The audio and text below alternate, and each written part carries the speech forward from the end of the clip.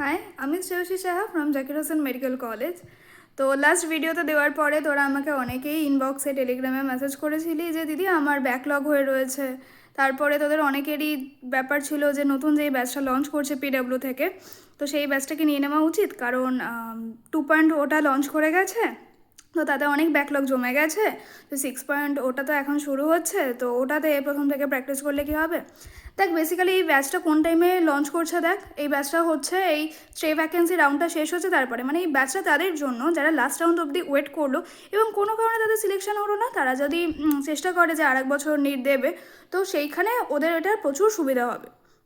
এবার যাদের ব্যাকলগ হয়ে গেছে এবং যারা প্রথম বছর ড্রপ দিবি, আমার মনে হয় না এটাতে তোদের খুব একটা ভালো হবে, কারণ এই ব্যাচটা নেওয়ার তোদের কোনো ফায়দা নেই। তোরা অলরেডি ইয়াকিন 2.0 নিয়েছিস, কিছু হলেও পড়েছিস, তো তাদেরও যাদের বাজে কন্ডিশন, সেক্ষেত্রে আমি বলবো যে তোরা একটা কাজ কর, উমিদে চলে আয়। ওই উমিদ বলে যে লেকচারগুলো হয় সেখান থেকে ভিডিওগুলো দেখ, এক একটা ভিডিও দেখ। ধর প্রথম দিকে যে হাই ওয়েটেজের যে চ্যাপ্টারগুলো থাকবে, মানে তোরা তো একদমই হোপ ছেড়ে দিয়েছিস, এইটা নিলে পরেও তোদের হয়তো কনসেপ্টই ক্লিয়ার হবে না এবং সেইভাবে হয়তো তোদের প্র্যাকটিস করানো হলো না, সেই গড়ে মেলে একই জায়গায় দাঁড়িয়ে যাবি লাস্টে। তখনও গিয়ে তোদের দেখা যাবে যে কোনো একটা ব্যাকলগ হয়ে গেছে, কোনো এক্সাম দিসনি, খুব প্রবলেম হয়ে যাবে। তো এই ব্যাচটা মূলত কিন্তু যারা লাস্ট অবধি ওয়েট করো সেই ভ্যাকেন্সি রাউন্ড অবধি, যাদের ব্যাকলগ হয়ে গেছে তাদের জন্য না। আর প্রথমে নিজেরা লজ্জাবোধ কর তোরা ব্যাকলগ বানিয়েছিস, ঠিক আছে, ব্যাকলগ বানিয়েছিস। এই মুহূর্তে সলিউশন কি? প্রথম সলিউশন হচ্ছে তোরা ফার্স্ট ড্রপার নাকি 2-3বার ড্রপ হয়ে গেছে।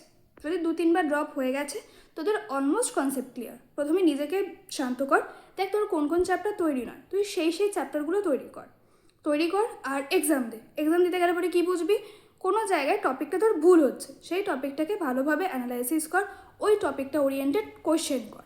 আর যারা এখনও পর্যন্ত মোটামুটি একটা টেনশনে আছিস, চাপে আছিস, তারা কী করবি, মানে ফার্স্ট ড্রপার যারা, তারা প্রথমে উমিদে আয়।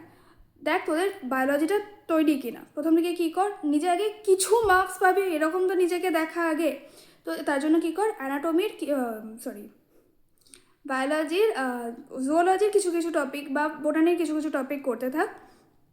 আর তারপরে গিয়ে তোরা কর হচ্ছে কেমিস্ট্রির কর। আর ফিজিক্সের কোন চ্যাপ্টারগুলো আগে করবি, হাই ওয়েটেজে, যেমন দেখবি ওই সেমি কন্ডাক্টর, ওটা থেকে 3-4টে কোয়েশ্চেন আসে এবং ওই চ্যাপ্টারটার সাথে তোর আগের চ্যাপ্টারগুলো খুব একটা লিঙ্ক থাকে না, তো ইজিলি ওই চ্যাপ্টারটা করে নিতে পারবি। ওটার পরে ধর তোর ওই যেই ইয়েগুলো নিউক্লিয়ারের যেই চ্যাপ্টারগুলো, ওগুলো তো ইজিলি করে নিতে পারবি এবং ওগুলো থেকে তোর বাধা ধরা কোয়েশ্চেন আসবে। দেখবি তোরা যারা ব্যাকলগ বানিয়েছিস, তোরা ঠিক আবার দেখবি হচ্ছে কত তাড়াতাড়ি করে সিলেবাস কমপ্লিট করা যায়। তো সেক্ষেত্রে এই সমস্ত না করে আমার মনে হয় আমি যেভাবে বলছি সেভাবে কর এবং তোরা পরীক্ষাতে আসতে পরে বুঝবি আচ্ছা এই টপিকটা আমি পারছি না, ওই টপিকটাকে নিয়ে ওই টপিকটাকে পড়। এবং তোরা যদি মনে করিস যে এক্সামের কী করে পেপারগুলো দেখবো সেটা আমি একবার ভিডিওতে বলে দিই, তো আমাকে তোরা সেটাও বলতে পারিস, আমি সেটা বলে দেবো। আর মেনলি এই ব্যাচটা কেনাটা, যাদের কনসেপ্ট ক্লিয়ার নয় তাদের কিনে কোনো ফায়দা হবে বলে আমার মনে হয় না, এবং সত্যি ফায়দা হবে না, কারণ এই ব্যাচটা মূলত যারা স্ট্রে ভ্যাকেন্সি রাউন্ডে চান্স পেলো না কিন্তু যারা দেবে এর পরের বছরে একবার চেষ্টা করবে, এটা তাদের জন্য। ঠিক আছে, চল, আশা করি তোরা বুঝতে পারলি এই ব্যাচটা নেওয়াটা ঠিক তোদের জন্য ঠিক হবে কি হবে না। আর তোদের কী কন্ডিশন আছে সেটা তোরা খুব ভালো মতো জানিস, তাই তোকে কেউ সাজেস্ট করতে পারবে না তুই এটা নে কি নিবি না, তুই জানবি তোর কন্ডিশন কী, সেই বুঝে এগো। আর যারা মানে অলমোস্ট 2-3 বছর এক্সাম দিয়েছিস, পড়েছিস, ক্লাস করেছিস, তারপরেও এখন ডেলি বেসিসে ক্লাস নিচ্ছিস, আমি বলবো তারাও নিস না, এক্সামে চলে আয়, কোয়েশ্চেন প্র্যাকটিস কর, আমার মনে হয় সেটা বেটার হবে। আর যাদের এই মুহূর্তে তোরা বলছিস যারা একদমই ব্যাকলগে ভরে গেছে, দিদি আমি ক্লাস 11-12 ঠিকমতো কিছু পড়িনি, তারা পিওয়াইকিউ কর, এক একটা চ্যাপ্টার ধর, চ্যাপ্টারটাকে মানে পড়। দেখ সকালবেলা করে ওর তাহলে একটা কাজ কর, উঠে জুওলজিটা বা মানে বায়োলজির কোনো একটা টপিক পার্ট নে, পড়, ভিডিও দেখে চ্যাপ্টারটা পড়ে পিওয়াইকিউ করে নে, সব কটা করে নিলি, তারপরে গিয়ে একটা ফিজিক্সের কিছু একটা টপিক পড়লি, তারপরে কেমিস্ট্রির টপিক পড়লি, এইভাবে করতে থাক।